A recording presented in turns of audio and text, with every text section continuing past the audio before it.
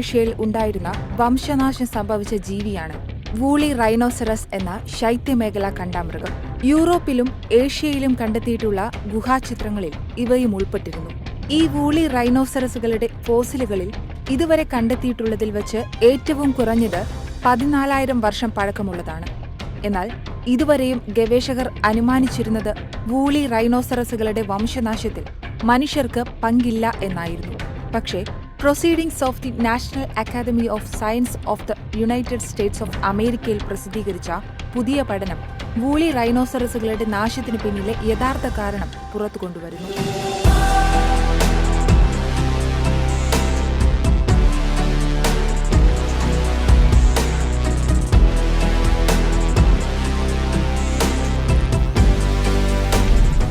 Woolly റൈനോസറസുകളുടെ ഫോസിലുകൾ പലതും കണ്ടെത്തിയിട്ടുള്ളത് പെർമാഫ്രോസ്റ്റിൽ നിന്നുമാണ്.